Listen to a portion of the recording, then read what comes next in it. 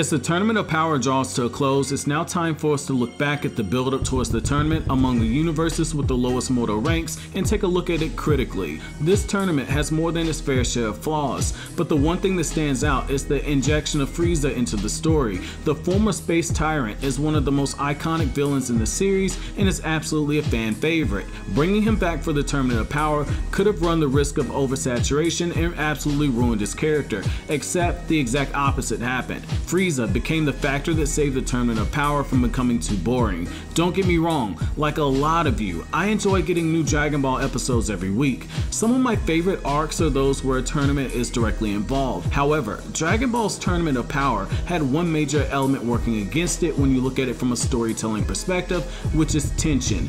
Due to the fact that it takes place before the ending of the original Dragon Ball story, we all knew that Universe 7 would emerge victorious. So it makes it pretty hard to get overly invested outside of seeing how the tournament will be won by Universe 7. This is where bringing Frieza back into the story paid massive dividends. From the moment Frieza was brought back, new life was born into the story because Frieza is such a wild card. Many fans wondered, would Frieza betray Universe 7 by joining another universe, which led to the whole speculation of who would be the 10th fighter. Then, we were teased with it when Frieza interacted with Sidra, the god of destruction, the very same god of destruction whose Hakai energy that Frieza tanked. Seeing Frieza's banter with Goku, where the two of them looked at each other and joked that their hands slipped when they punched one another, provided some of the slapstick humor that we haven't seen since early Dragon Ball, when Bulma used to hit Goku over the head whenever he patted a woman's crotch to check to see if they had a sausage link and meatballs between their legs. When we saw Frieza have his internal monologue directly warning Beerus that his time would come to an end, it led to numerous fan theories and speculations about his true motives. The same can be said when we saw Frieza look at the two Omni Kings with utter disgust, as if to think to himself, why are these two crayon drawing little runts who look like they drink milk from a milk carton the two rulers of the universes? Even when his fascination with Ultra Instinct was shown, we learned that he realized that the gods feared this new power that Goku awakened. It injected the series with a dosage of excitement because we didn't know what Frieza's motives were. This leads me to my biggest point.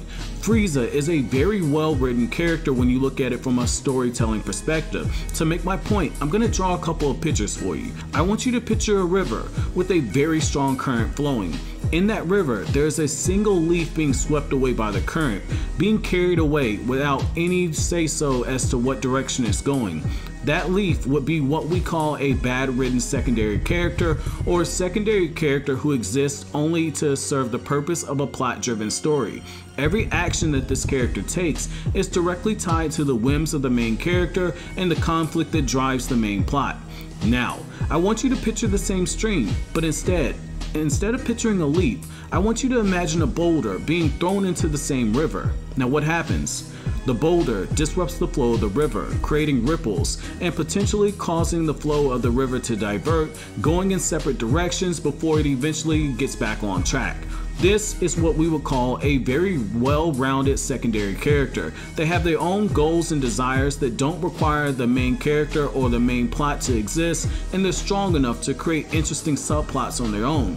This is exactly what we saw in the case of Frieza. From the moment he was introduced, Frieza became the source of numerous subplots and potential red herrings that were thrown into the series, meant to divert us away from the main conflict, even if it's just briefly. It's why you had some fans think that Frieza might betray Goku after his fight with Jiren, when in reality, Toei Animation was just recreating the scene on Namek where Goku gave Frieza his ki. It's also why Frieza was shown to march to the beat of his own drum, watching all of the fights take place, like Goku versus Kefla, and not getting involved unless he decided that it helped his self-interest or provided him with some source of entertainment. When you look at Frieza independently, he's been the most entertaining thing about this tournament, in particular when you look at him from a craft perspective, which means focusing on him from a character standpoint. So, what did you guys think? Let me know down in the comment section below. Thanks for watching to the end of the video, guys. Don't forget to comment, rate, subscribe, and share. Have an awesome day, guys.